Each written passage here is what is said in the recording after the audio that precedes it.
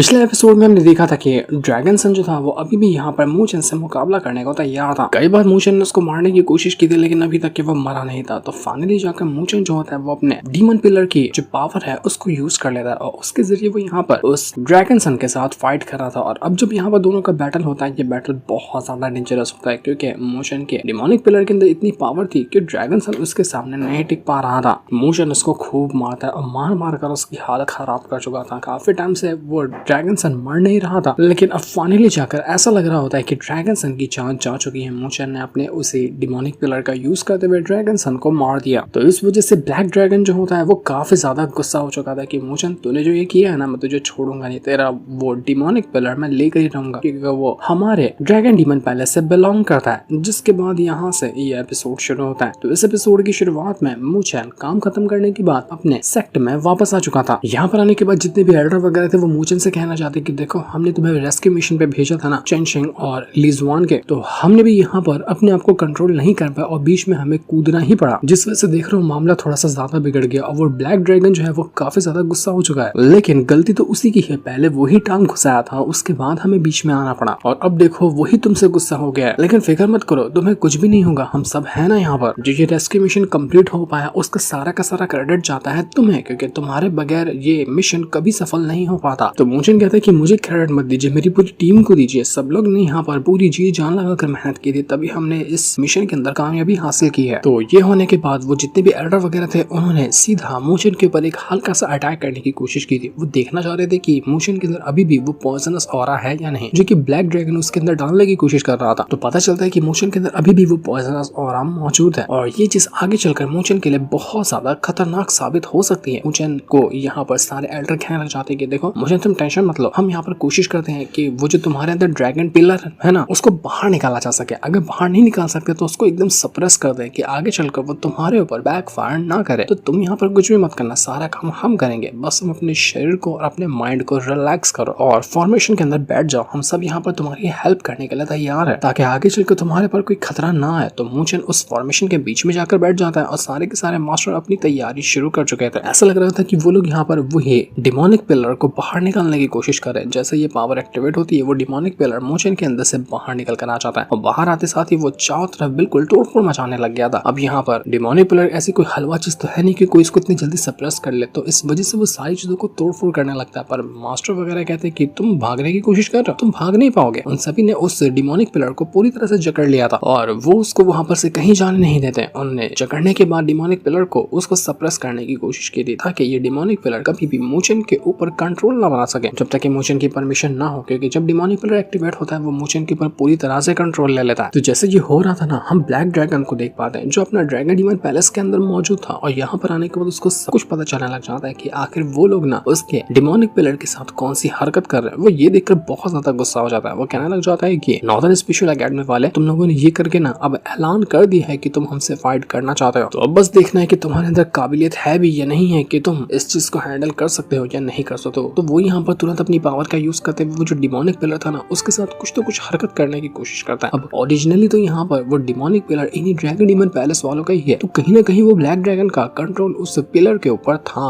वो black dragon के कहने की वजह से उसकी एक ड्रैगन स्पिरिट होती है वो सीधा आ चुकी थी, जितने भी मास्टर वगैरह थे उनके ऊपर अटैक करने लग जाती है। वो दूर से ही कंट्रोल करते हुए यहाँ सभी मास्टर के ऊपर और मूचन के ऊपर अटैक पे अटैक किए जा रहा था। कहने भी लग जाता है वो कि बहुत हो गया तुम लोगों का, अब मैं देखता हूँ कि तुम लोग क्या कर सकते हो, तुम में से अब कोई भी नहीं बचेगा। तो ये देखने के बाद मूचन अपने एल्डर वगैरह से कहना चाहता है कि एल्डर आप लोग फिक्र मत कीजिए, मैं यहाँ पर कंट्रोल कर रहा हूँ इस पिलर को, आप बस जो अपना काम कर रहे थे वो कंटिन्यू कीजिए और बाकी सारी चीजें मुझ पर छोड़ दीजिए। तो सारे के सारे मास्टर वगैरह अपना काम करने में लग जाते हैं। वो सभी उस ड्रैगन स्पिरिट को कंट्रोल कर रहे थे ताकि वो कुछ हरकत ना कर सके। वो लोग ब्लैक ड्रैगन से भी कहते हैं कि ब्लैक ड्रैगन बस बहुत हो गया तुम्हारा नाटक, अपने आप को रोक दो वरना बहुत भारी कीमत चुकानी पड़ेगी तुम्हें। तो वो ड्रैगन कहने लग जाता है कि तुम वो भी हमें कीमत चुकाने के लिए कह रहे हो, देख लेना हमारी कल्टीवेशन डिस्ट्रॉय हो जाए, हमें उससे घंटा फर्क नहीं पड़ता, लेकिन आज हम यहाँ पर तुम्हारे नॉर्थन स्पिरिचुअल एकेडमी को बर्बाद कर देंगे, तुम सभी मास्टरों को मार दिया जाएगा, आज तुम में से कोई भी नहीं बचने वाला है। वो ड्रैगन स्पिरिट तो यहाँ पर सारे के सारे लोगों के ऊपर अटैक कर रही थी और उन्होंने जो सप्रेस करके रखा था ड्रैगन स्पिरिट को वो उसके चंगुल से बाहर निकलने की कोशिश करती है। मास्टर और ज्यादा स्ट्रॉन्ग सप्रेशन सील लगा देते हैं उसके ऊपर ताकि वो बाहर ना निकल पाए। तो उस वजह से उसके ऑरा से तो पूरा का पूरा जो महल होता है वही टूट जाता है और सीधा तोड़कर वो डिमोनिक पिलर बाहर आ चुका था। जैसे वो डिमोनिक पिलर बाहर आता है ना, वो ब्लैक ड्रैगन तुरंत एक पोर्टल क्रिएट करता है और पोर्टल के जरिए वो डिमोनिक डिमोनिक पिलर को अपने पास लाने की कोशिश कर रहा था।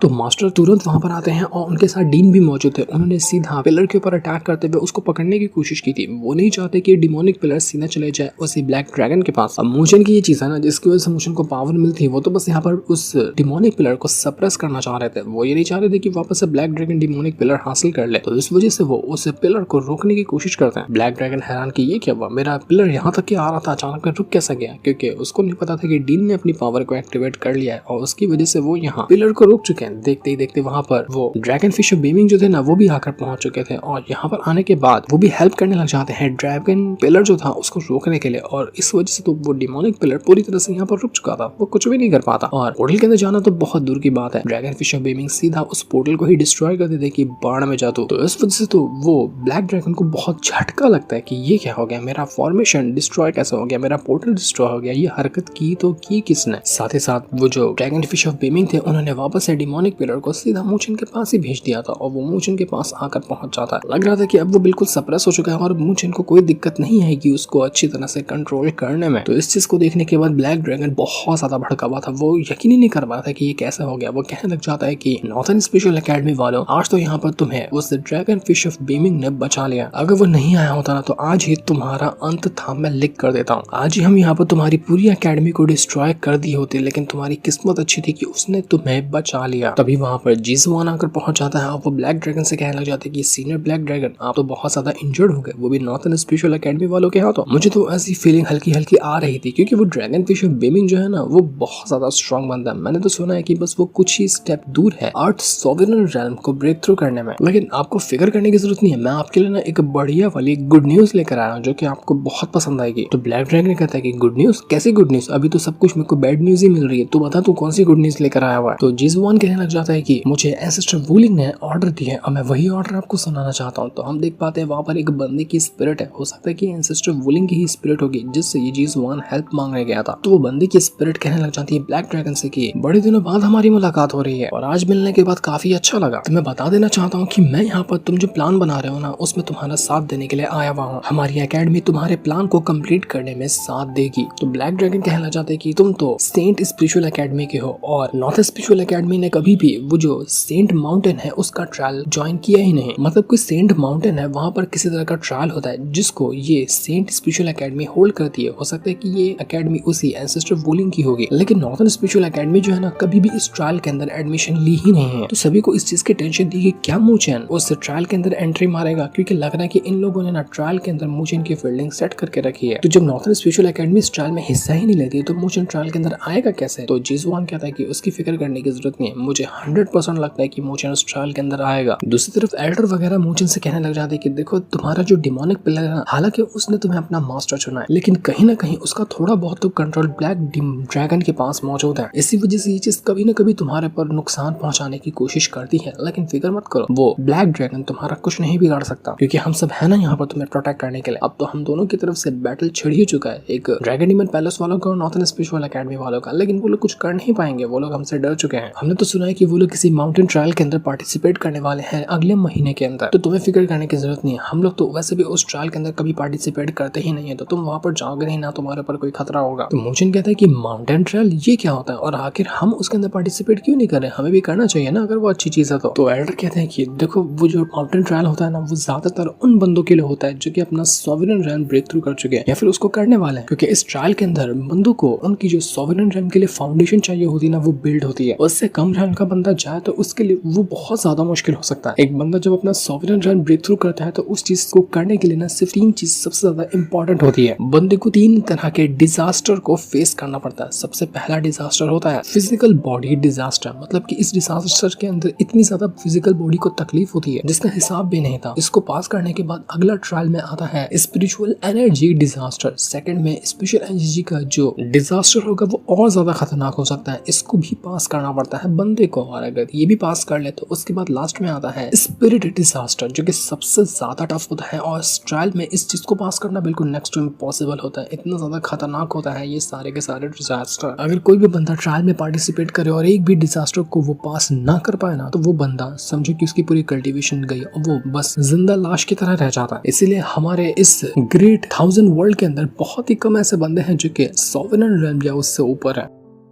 हमारे पास सेंट स्पिरिट नाम की एक खास तरह की टेक्निक है जिसको अगर हम तुम्हारे पर परफॉर्म करें ना तो ये सिर्फ तुम्हारी हेल्प कर सकता है तुम्हारी स्पिरिट को कंसोलिडेट करने में और तुम्हारी फिजिकल स्ट्रेंथ को थोड़ा सा मजबूत बना सकता है, जिसके बदौलत तुम वो तीनों की तीनों डिजास्टर को झेलने में हल्की सी हेल्प ले पाओगे। और अगर तुम डिजास्टर में फेल भी होगे ना तब भी तुम्हारे पास एक हल्का सा चांस होगा खुद को बचाने का। तो मोशन कहता है कि अगर ऐसी बात है तो फिर तुम मुझे भेजो ना आप ट्रायल के अंदर, मैं जाना चाहता हूँ वहां पर। आपने कहा है कि मेरे पास हल्का सा चांस होगा वहां से जिंदा लौट कर आने का अगर मैं किसी डिजास्टर में फेल भी हुआ तो। लेकिन मास्टर कहते कि देखो ये बहुत बड़ा रिस्क का काम है क्योंकि वो जो ट्रायल होगा उसके अंदर हर एक अकेडमी के बहुत ही ज्यादा पावरफुल बंदे आएंगे, तो तुम्हें वहां पर भेजना बिल्कुल रिस्क लेने के बराबर है। हम यहाँ पर तुम्हें किसी खतरे में नहीं देख सकते, इसलिए बेहतर होगा कि तुम हमारी बात मानो और ये ट्रायल देने के सपने छोड़ दो। इसी वजह से हम कभी भी इस ट्रायल के अंदर पार्टिसिपेट करते ही नहीं है क्योंकि हमें हमारे डिसेबल की टेंशन रहती है। तो मोशन कहता है कि आप क्यों फिक्र कर रहे हैं मेरी, मुझे कोई फर्क नहीं पड़ेगा, मैं पार्टिसिपेट करना चाहता हूँ उस ट्रायल के अंदर। क्या पता इससे मेरी हेल्प हो जाए आगे की कल्टीवेशन को और ज्यादा फास्ट करने में अगर मैंने तीनों ट्रायल पास कर लिया तो। डीन कहते हैं कि देखो मोशन अगर सब कुछ नॉर्मल होता तो मैं सोचता भी तुम्हें वहां पे भेजने को, लेकिन अब तुमने जब ड्रैगन डीमन पैलेस वालों को ऑफेंड कर दिया है ना तो वो लोग तो ट्रायल के अंदर आएंगे और वहां पर वो तुम्हें ही टारगेट करने की कोशिश करेंगे। वहां पर तुम अकेले होगे तो मैं तुम्हें इस मुसीबत में नहीं देख सकता, वहां जाने का सपना अपने मन के अंदर से निकाल दो। तो मोशन कहता है कि ऐसा रहा तो हर बार की तरह वो इस बार भी हमारा मजाक उड़ाएंगे कि हमारी एकेडमी से कोई भी इस ट्रायल के अंदर गया ही नहीं, तो हमें थोड़ी ना अच्छा लगेगा कि कोई हर बार आकर हमारा मजाक उड़ाए। तो बाकी एल्डर कहते हैं कि उड़ाने दो मजाक उनको, वो हमेशा उड़ाते रहते हैं, एक बार और उड़ा लेंगे तो फिर क्या ही फर्क पड़ जाएगा, लेकिन तुम्हारी जान तो खतरे में नहीं जाएगी कम से कम। वैसे भी तुम ट्रांसफॉर्मेशन ऑफ हेवन के लेड स्टेज पर ही मौजूद हो और सॉवरेन रैंक पे जाना बहुत ज्यादा मुश्किल होगा तुम्हारे लिए, और इस रैंक पे होने के बाद तीनों डिजास्टर को कंप्लीट करना वो तो नेक्स्ट टू इम्पॉसिबल होगा। तुमसे पहले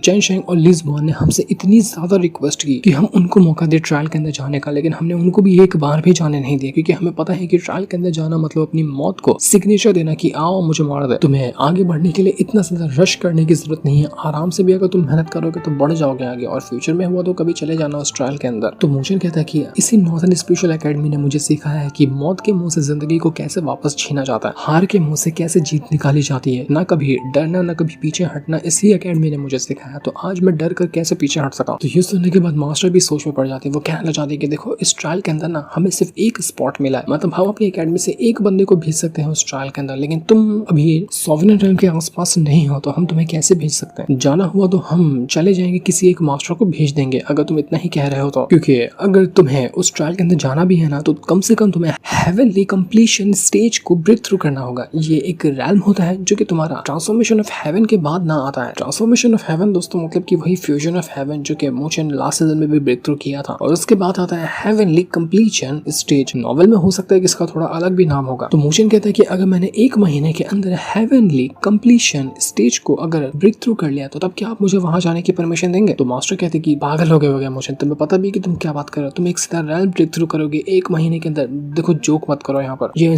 इम्पॉसिबल चीज है, कोई सोच भी नहीं सकता ये करने के बारे में, तो तुम तो कैसे कर पाओगे इसको। तो ये सुनने के बाद मोशन जो होता है वो कहने लग जाता है कि ठीक है मैं आप सभी से शर्त लगाता हूँ और आपको साबित करके दिखाता हूँ कि मैं एक महीने के अंदर हेवनली कंप्लीशन स्टेज को ब्रेक थ्रू करके दिखाऊंगा, और अगर मैंने ये शर्त जीत लिया ना तो आपको मुझे उस ट्रायल के अंदर भेजना होगा। बताइए शर्त लगाएंगे। तो ये सुनने के बाद एल्डर और डीन कहते हैं कि ठीक है हम तुमसे शर्त लगाने के लिए तैयार है, दिखाओ हमें कि तुम क्या कर सकते हो इन एक महीने के अंदर। तो लेंजी के पास सबसे पहले मोशन आकर पहुंच जाता है और यहाँ पर आने के बाद वो उसको सारा माजरा बताता है। तो ये सुनने के बाद वो जो लेंजी होती है वो अपनी पावर को मोशन की पावर के साथ मर्ज करती है, और जब दोनों की फ्लेम मर्ज होती है ना तो एक नया फ्लेम तैयार होता है। लेंजी कहती है कि मैंने तो तुम्हें पहले भी कहा था कि तुम्हारा और मेरा ना कुछ तो कनेक्शन है, क्योंकि तुम्हारी माँ के साथ मैंने ट्रेनिंग की है। जैसे कि तुम बता रहे हो कि पेंटिंग के अंदर जो इंसान है वो तुम्हारी माँ है, तो मुझे क्या लगता है कि हो सकता है तुम्हारी माँ ने ना मुझे बचपन में ही चुन लिया होगा इस चीज के लिए कि आगे चल के मेरी शादी तुमसे करवा दी जाए, इसी वजह से तुम्हारी माँ ने मुझे ट्रेनिंग दी होगी। तो मुझे कहते कि अरे यार लेंजी आप मजाक मत कीजिए, इतना भद्दा मजाक मुझे पसंद नहीं आया। तो लेंजी कहती कि बस मैं तो सच में मजाक ही कर रही थी, ठीक है अगर तुम ट्रेनिंग स्टार्ट करना चाहते हो तो 2 घंटे बाद मुझे माउंटेन पे मिलना, तुम्हारा इंतजार करूंगी मैं वहां पर। तो मोचन जो होता है वो 2 घंटे से पहले ही वहां पर जाकर पहुंच जाता है, और जब वो यहाँ पर आता है ना तो देखता है कि लेंजी जो है वो गर्म पानी के अंदर ना आ रही है। तो जैसे लेंजी देखती है मोचन यहाँ पर आया वो उससे कहना चाहती है कि मोचन क्या तुमने जी भर के मुझे देख लिया गया कि कुछ और भी देखना बाकी है, इतना घूर के क्यों देख रहे हो यहाँ पर। तो मोचन कहता है कि अरे मुझसे गलती हो गई, मुझे ध्यान ही नहीं रहा कि मैं कहाँ पर खड़ा। तो लेंजी कहती कि तुम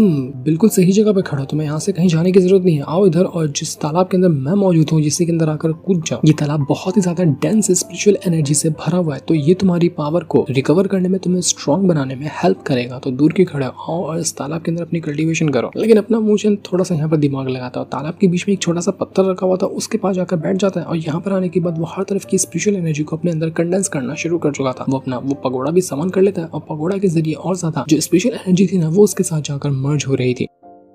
तो यहाँ पर वो जो लिंजी होती है वो भी अपनी कल्टीवेशन कर रही होती है। कल्टीवेशन करने के दौरान ना उसको पुराना सीन याद आने लग जाता है जहाँ पर सारे के सारे लोग उसकी बेइज्जती किया करते थे, क्योंकि शायद यहाँ पर ना लिंजी की माँ थी ना उसके फादर थे। तो कुछ भी करने जाते तो लोग उसको उसी चीज के लिए परेशान किया करते हैं। लेकिन एक दिन एक लड़की आती है जो कि कहती है उससे कि मैं तुम्हारी हेल्प करूंगी तुम्हें स्ट्रॉन्ग बनाने में। और ये लड़की कोई और नहीं हो सकता कि ये मोचन की ही माँ हो, क्योंकि मोचन की माँ ने ही इस लिंजी को ट्रेनिंग दी है ना स्ट्रॉन्ग बनने में, तो हो सकता है कि वो वही होगी। तभी से जाकर लिंजी ने अपनी ट्रेनिंग को शुरू किया, वो इतनी स्ट्रॉन्ग आज के टाइम पे बन पाई है, वरना तो कुछ भी नहीं हो पाता उसका। मोचन की उस लिंजी से कहना चाहती कि तुम अभी छोटी हो ना, तुम जब बड़ी हो जाओगी तो तुम्हें पता है मेरा एक तुम्हारे जितने एज का बेटा है, वो बहुत प्यारा है। मैं उम्मीद करती हूँ कि फ्यूचर में एक ना एक दिन ऐसा आएगा जब तुम मेरे बेटों से मिलोगी, तुम बहुत खुश हो जाओगी उसको देखकर, क्योंकि वो है ये बहुत अच्छा इंसान। तो यही याद करने के बाद वो जो लिंजी होती है वो कहने लग जाती है अपने मन के अंदर की मैं ना जैसा आपने कहा था उस चीज को पूरा कर दिया है, मैं आपके बेटे से मिल चुकी हूँ। और बिल्कुल आपने कहा था ना कि आपका बेटा बहुत ज्यादा अच्छा इंसान है, बहुत ज्यादा कमाल का है, तो बिल्कुल आप सच कह रही थी। मैंने आपके बेटे से मिला और वो सच में वैसा ही है जैसा कि आपने बताया था। यही पुरानी चीजों को याद करते हुए ना वो लिंजी जो होती है बिल्कुल इमोशन के अंदर बह जाती है। वो आई थी यहाँ पर कल्टीवेशन करने के लिए, लेकिन वो बेहोश होने लग गई थी। उसको किसी चीज का होश ही नहीं था कि असल में उसके साथ अभी क्या हो रहा है। इस वजह से उसके ऊपर ये चीज ना बैकफायर कर जाती है। जैसे मुझे ये चीज देखता है वो जल्दी से भाग कर जाता है लिंजी के पास और उसको संभालने की कोशिश करता है। वो वही लगा एक पर्दा फाड़ लेता है और पर्दे को बांध देता है लिंजी के ऊपर और उसे कहता है कि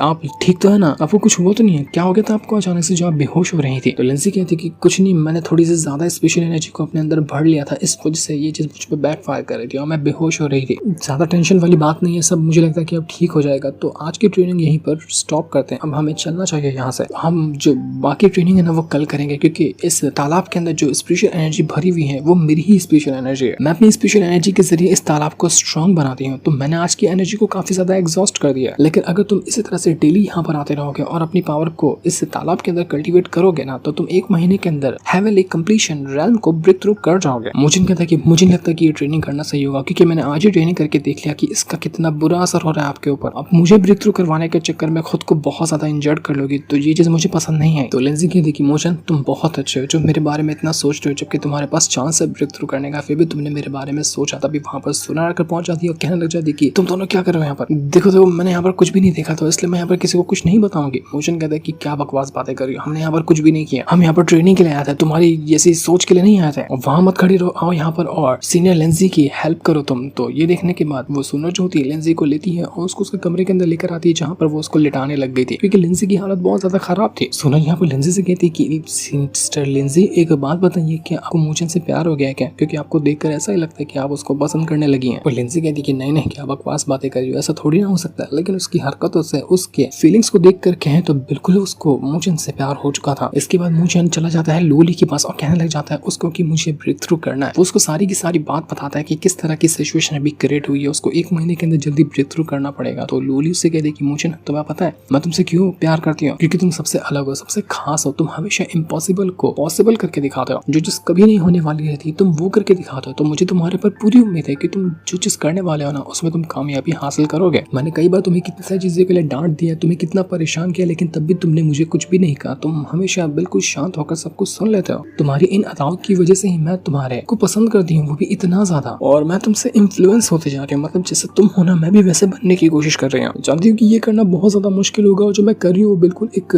बेवकूफी भरा है, क्योंकि तुम्हारे जैसा बन पाना बहुत ज्यादा मुश्किल है, लेकिन मुझे तुम्हारे ऊपर पूरी उम्मीद है। और जो तुमने शर्त लगाई है ना डीन के साथ कि तुम इस शर्त को कंप्लीट करोगे, तो मैं नहीं जानती कि आगे का अंजाम क्या होगा, लेकिन तुम इस शर्त को कंप्लीट नहीं करोगे तो मैं ये जरूर जानती हूँ कि तुम ढंग से रह नहीं पाओगे। तुम्हें हर टाइम वही चीज दिमाग में घूमता रहेगा कि तुमने इस शर्त को पूरा क्यों नहीं किया। तो अगर तुम यहाँ पर मुझसे परमिशन मांगने के लिए आए हो कि तुम्हें फोर्स करना चाहिए खुद को ब्रेक थ्रू करने में और उस ट्रायल के अंदर जाने में, तो मैं यहाँ पर कहूंगी कि तुम्हें सही लगता है ना तुम वो कहो, तुम जो करोगे मैं उसमें तुम्हारा साथ दूंगी। मुझे कोई फर्क नहीं पड़ता कि तुम कहाँ जा रहे हो, क्या कर रहे हो, बस तुम्हारी हर एक हाँ में मेरी हाँ है। तो मुझे कहता है कि यही सुनने के लिए तो मैं यहाँ पर आया था। तुम मुझसे बातें करके जो मुझे मोटिवेशन मिली है, मुझे हिम्मत मिली है ना, मुझे अब यहाँ पर ब्रेक थ्रू करने में 1 महीने के अंदर कोई भी नहीं रोक सकता। मैं और ज्यादा मेहनत करूंगा, ब्रेक थ्रू करके दिखाऊंगा। तो ये सुनने सुनने के बाद तो लूली भी काफी ज्यादा खुश होती है। वो दोनों यहाँ पर खूब सारी आपस में बातें करते हैं क्योंकि इन दोनों को बातें करने का मौका बहुत कम मिलता है। तो ये दोनों जितना हो सकता था उतना आपस में बातें करते हुए एक दूसरे के साथ अपनी फीलिंग शेयर कर रहे थे। जहाँ मोशन थोड़ी सी टेंशन में भी होता है कि वो इस शर्त को कंप्लीट कर पाएगा या नहीं कर पाएगा, क्योंकि एक महीने के अंदर एक रैंक ब्रेक थ्रू करना वो भी नेक्स्ट टू इम्पॉसिबल होता है। एक रैंक ब्रेक थ्रू करने में लोगों को सालों लग जाते हैं, लेकिन मोशन को ये काम एक महीने के अंदर करना था। अगर उसको ट्रायल के अंदर एडमिशन चाहिए था और जो चीज मोशन ठान लेता ना वो चीज वो करके दिखाता है, तो क्या मोशन अब यहाँ पर ट्रायल को उसमें एडमिशन ले पाएगा एक महीने के अंदर रैंक ब्रेक थ्रू करने के बाद? वो तो हमें पता चलेगा नेक्स्ट एपिसोड के अंदर, जिस सीन को दिखाते साथ ही ये वाला एपिसोड यहीं पर एंड हो जाता है। Thanks for watching.